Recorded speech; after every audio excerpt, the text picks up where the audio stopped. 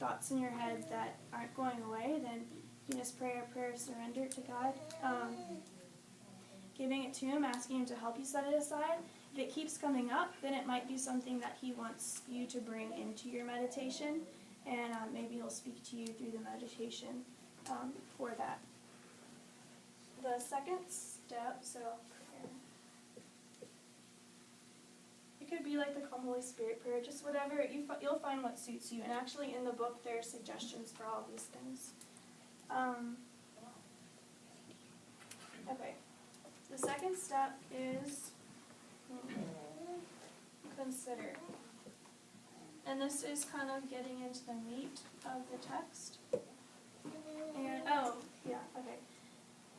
And in Lectio Divina, under this is step number 1, which is Lectio. And this basically means reading. So you have the Bible in front of you, you've already prayed, asking the Holy Spirit to help you read and understand, and then you read it. And that's when you'll read it, once through, kind of getting the gist of the story, like the who, what, where, why, when, how, all that. And then you will, I just lost my train of thought.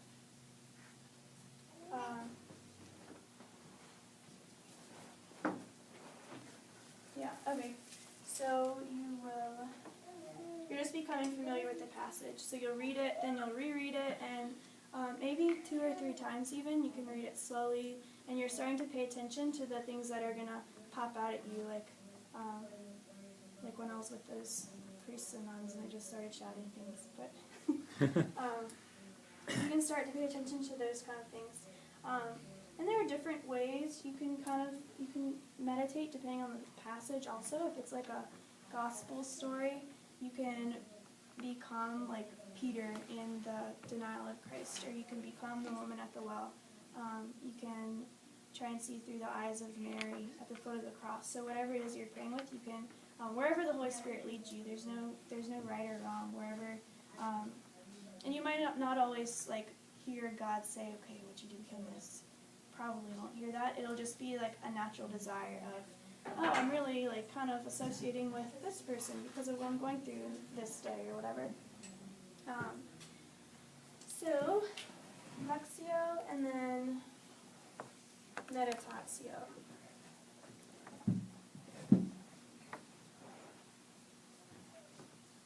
So this is basically reading it. Sorry, my handwriting is really messy. And then this is basically thinking about it. Okay, so you're considering it. Then the third step, I'll just have to go over here.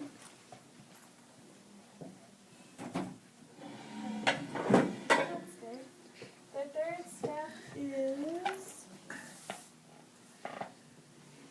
and like I said, it's all lined down in your book, is converse. So after you've read it and kind of like felt the Lord speak to your heart and heard what He wants to tell you initially, then this is the time when you'll go back and talk to Him and be like, okay, God, like, I'm not sure, I feel good about what I read here. Like, can you explain it to me? Or just whatever it is. You might feel happy. You might feel sad. You might feel anxious.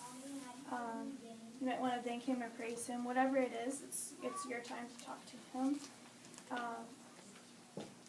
And then you'll be led gently into, so this is oratio, which is praying. Basically, you're talking. And then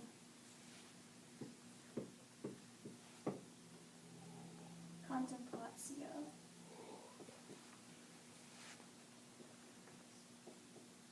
which is resting. So after you speak to God, and these steps are kind of going to they're going to go into one another. It's not going to be like, okay, you're going to speak everything and then God's going to speak everything. But it's going to be when you rest. So you kind of, God might give you some consolations. He might give you some lights, which would be something that He speaks to your heart.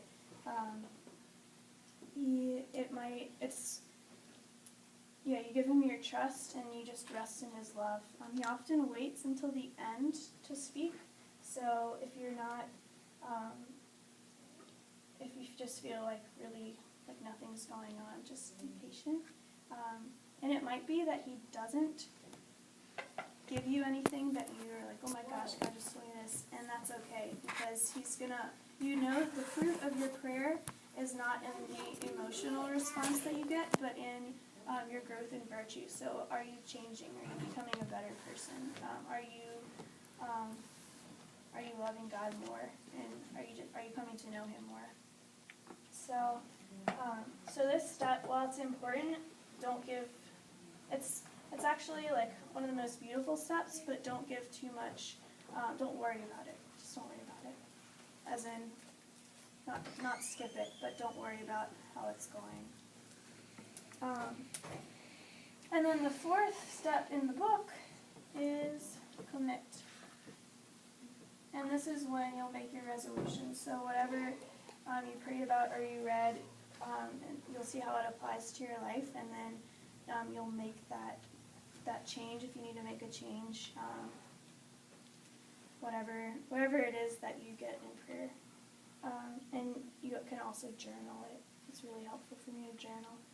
It kind of gives me a log of how I'm doing, where I've come from, and also I can go back and, say I'm struggling with something that I struggled with 2 years ago, and it's suddenly come back. I can go back and read the same scriptures that I read then, and see what God revealed to me then, and apply it to my life again now. And then, of course, it doesn't just end here in that moment. You continue throughout the day, and you can keep whatever scripture that you read if you pray in the morning on your mind throughout the day. Saint Benedict and his monks, does anyone know what their motto was, the Benedictines, or is? It's Latin. Ora et labora. Yes, ora et labora, and it means pray and work.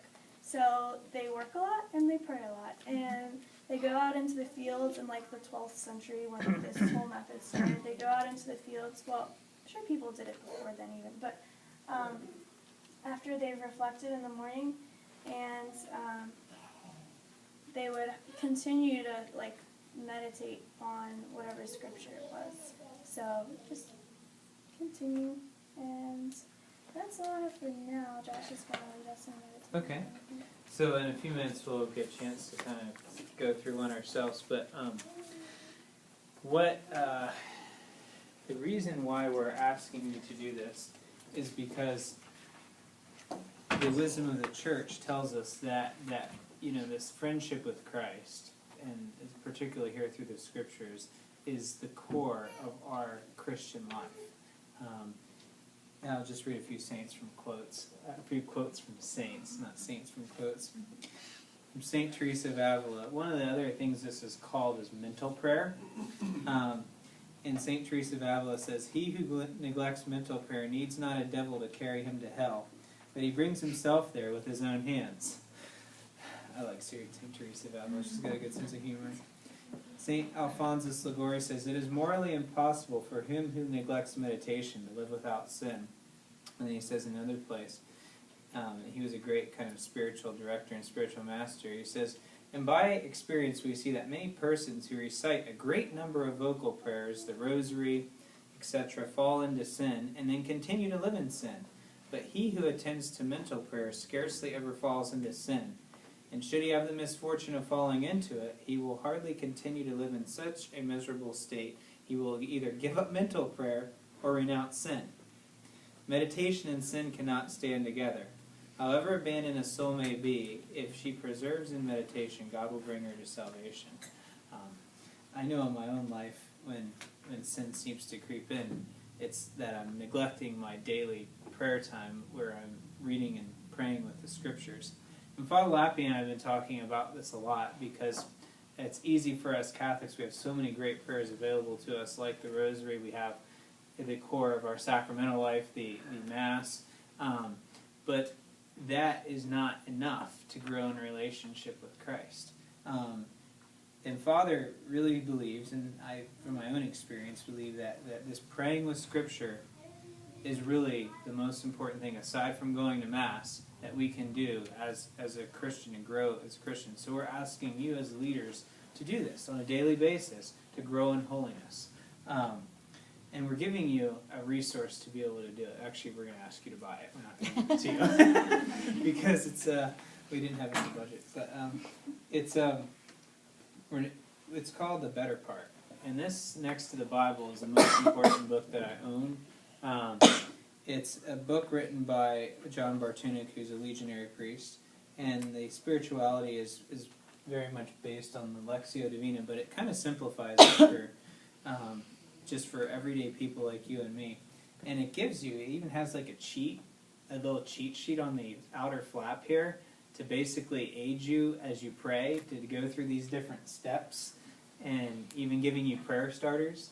And what's great about it is it not only gives you the steps, but he gives you meditation starters. It's based on the lecture. What we're going to be doing is the gospel coming up for the week. We're going to use that as the gospel we're concentrating on. And you might say, so one gospel for the entire week, basically, is what we're going to do. Not the daily Mass gospel, but I've found that spending 6 days or 7 days with one gospel is more fruitful than just rushing through and reading one gospel a day. And our Fraternitas and Fidelis programs are based off of that lectionary, the upcoming reading, so it ties into that.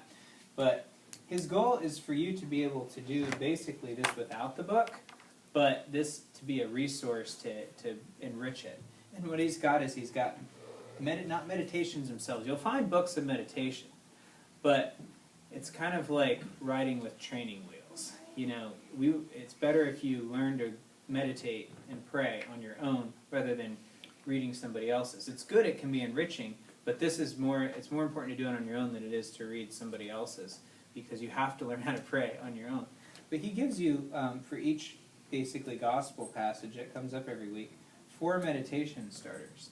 And after you've kind of gone through the gospel on your own, these are great to go through. Or if you're coming up dry, if you're doing this and you're just like, oh gosh, I'm not getting anything out of this, he has good points to go through.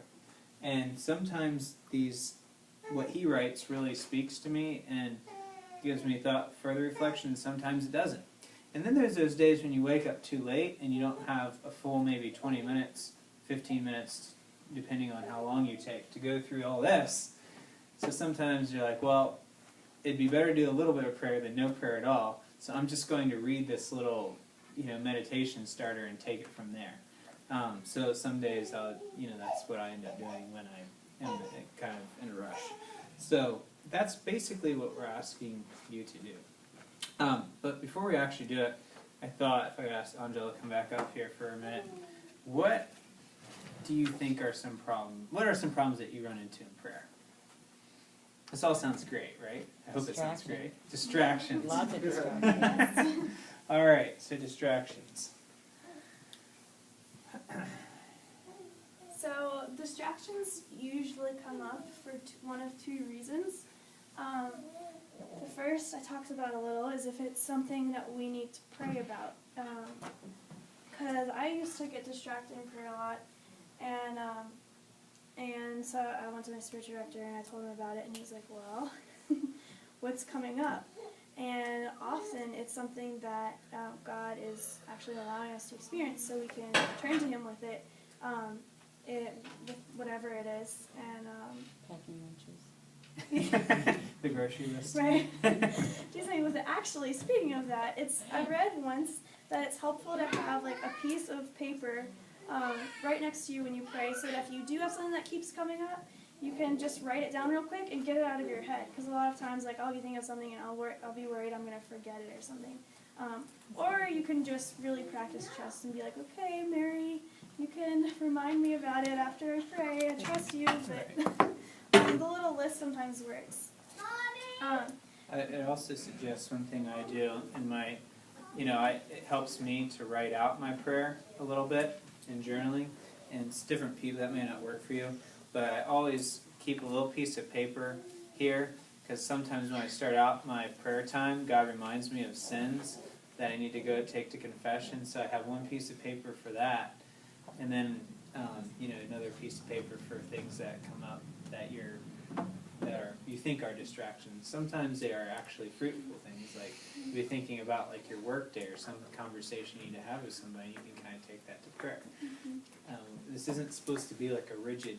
We're not supposed to follow this like slavishly. You know, it's a good structure, but you know sometimes the Holy Spirit leads in other ways. Another thing, it might be if someone keeps coming to your mind or a situation, and you just need to pray about it, or pray for that person. The other thing is just a plain temptation that the devil's just, especially if you have like racing thoughts and you can't quiet your mind. And I just want to read you a few quotes about that from saints, if that's okay. Yeah, go ahead. Because that's something that like the devil, not only will he try and distract you, but he'll try and get you to really get down on yourself because you're getting distracted. That was definitely something that he did and still does to me. And so St. Francis de Sales says, when your heart is distracted in prayer, bring it gently back to the point from which it has wandered and lay it tenderly at the feet of its master. If you do but this, your hour will be well employed. So if that's all you do is shut down the distraction and go back to Christ, then you've spent a good hour of prayer, says one of the saints. Saint Therese, when she would get distracted, would laugh at herself and return to prayer. So she's my favorite saint. She's awesome. And I don't remember what saint said this, but this quote like changed my prayer. If my mind wanders, and I'm paraphrasing, if my mind wanders 100 times during a half hour of prayer, then I've made 100 separate acts of love towards God in bringing your prayer and your attention back to Him. So it's kind of like the training grounds. Yeah. You know, God is allowing it, and God can bring anything to greater good. So He'll bless you, and it'll be good. He'll honor your time commitment, basically. What are some other problems y'all run into in prayer, aside from getting distracted? Falling asleep. Falling asleep, yeah, happens sometimes. I have my gospel thing on my iPad, Uh-huh. and so with that, you get all the message flashes going across, whether it's Yeah. Facebook or a Gmail message or something, and it's kind of like, it's bad because it's like we don't have a TV in our room, and it's basically like bringing a TV into your room, like when you're doing liturgy at the hours at night, and Yeah, I can imagine. it's so horrible. And as you say, the liturgy hour is a beautiful prayer, and I wish, like, I used to pray it more, but now I do this, and then when I can pray the liturgy hours, and like the rosary, these are all good things that you should do, and they will become a richer experience if you do this. Like they'll be more fruitful. Like your rosary, because you will have meditated out more on the actual mysteries rather than just like mindlessly reciting, words without actually meditating on the mysteries. So, sleeping, yeah, that happens. That's the best way to get up in the day. Stand up if you have to, but it's not the worst thing in the world because at least you've tried. I have another big distraction that I know that has happened to Cassandra many times. Her little sister. Yeah. Yeah. Oh, Or that's- even me. I'll go in and I'll go, what are you doing? And she'll say, I'm praying. And I'm like, oh, backing out of the bedroom. So I just wrote a little note to myself here that maybe I should get make little prayer in progress signs for us to hang on our bedroom doors or whatever. Because I just realized in a family, I know that's my biggest distraction is my husband will walk in the bed, we've got a prayer. Husbands are a huge distraction. Well, no, because he Thank you doesn't. for admitting it. Well, because he doesn't realize. I don't Right. intentionally say to him, "I'm going off to pray now." I will just go do it, and that was just me trying to be private about wanting my time. So I just realized family distractions are probably huge for people. It is. I mean, and before we had kids, and when I was still a Methodist pastor, I used to pray morning prayer, evening prayer, rosary, night prayer, and I could basically pray whenever I wanted. But now I actually have to wake up earlier before everybody else if I want to have any silence or quiet time. So and that's what most people in families have to do. But as far as I do have there's actually an app for this book, and I'll send you all a link to buy this on Amazon. It's $32. It's expensive, but think of it like buying a Bible. It's over 1,000 pages, and it's just a gold mine of just awesome prayer material. But if you can't afford it, we'll buy it for you. But there's also an app that you can get, and I use it kind of when I'm out of town, but I prefer to use a real Bible and the real book when I can, as opposed to using my apps, because I'm pretty weak when it comes to those kinds of distractions. I think I there's usually fall for them. a way, like if you have Apple, they have like a do not disturb thing. Oh, really? I think do you can they? turn on in like Turn your on. settings. It's meant so that like you can go to bed and not be Oh. awakened in the middle of the night with all these texts or whatever. Yeah. So that might be something you guys suggest. Someone mentioned tiredness. Yeah. Becca. Becca? Yeah, well, I think that the number one thing if you find like every time you're going to prayer, you're falling asleep, is to look at the time that you're going to pray, because a lot of people, like I said, me included, will try and pray at night sometimes, and that just doesn't work. But also, like, everybody's different within your day. You have times that you are generally sleepier than others. Like, I usually crash towards the late afternoon. The best time for me is like late morning. So you can also like examine when that is in your day that you're most awake. I tend to fall asleep at about 6:55 p.m. I heard that if you fall asleep while you're praying, your angel finishes it for you. That's So nice. that's what Yeah. I'm going for. That's what I heard That's too. nice. Two kinds Amelia of sleep, says all though. the time. Mhm. One's a natural sleep, and the other one's demonic, Oh, yeah. I believe. Yeah, sometimes I come to mass, and all of a sudden, just wave of exhaustion comes over me. Yeah. Well, I sprinkle my kids with holy water, and we started doing that like a week ago, and I noticed that they actually get up less in the middle of the night. So, I don't know, it might be something to it.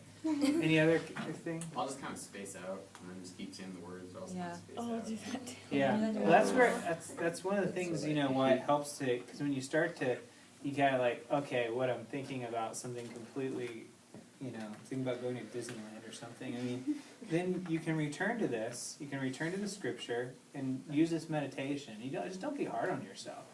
I'll tell you what the main problem is prayer, even more than distractions or falling asleep, is just not doing it. That's what the devil wants. So, I when I start prayer, I'm just like, dear God, please help me. And then I'm like, why did I ask for help? I don't need help. Like, I don't know what to say. yeah. It just like start randomly Me with this too. like random thing, and I'm like, why did I just say that? Why do I? And that's part of learning to pray, because this gives you something to do. I do it with people too. I just do it to everybody. Yeah. Sometimes I don't mean to. It's okay. So that's why we're trying to give you we're not just telling you to go pray. We're trying to help you to learn how to pray. And maybe you already have a good prayer life. Well, then we want to take it deeper. Because the most important thing as leaders of our young people and our children is that you grow in holiness. That's the most important thing. Not your planning is important, but this is the most important thing, because holiness is contagious. Look at all the saints. People want to follow them because there's something special about them. And that's what we want you to become, is saints. Right?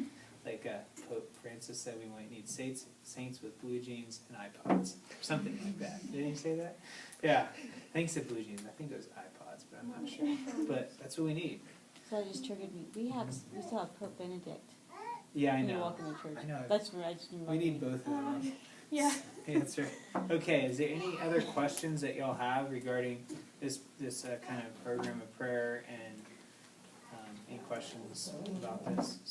So what we'll be doing for this is for the teen peer leaders. In your weekly discipleship group, the first part of your meeting will be actually discussing some of your insights from your prayer time.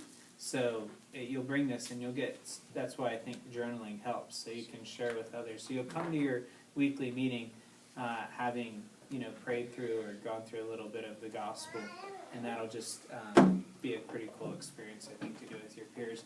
And the reason you're going to have these peer groups is because they'll help keep you accountable for doing this. So, all right, so y'all ready to pray?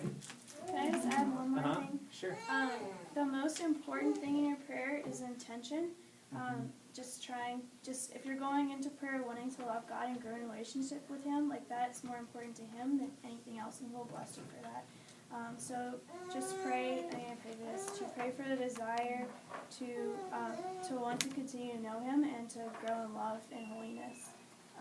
Because that's most important. He looks at the desires of your heart, not how well you think you're praying or live up to whatever, they talk about in the Bible.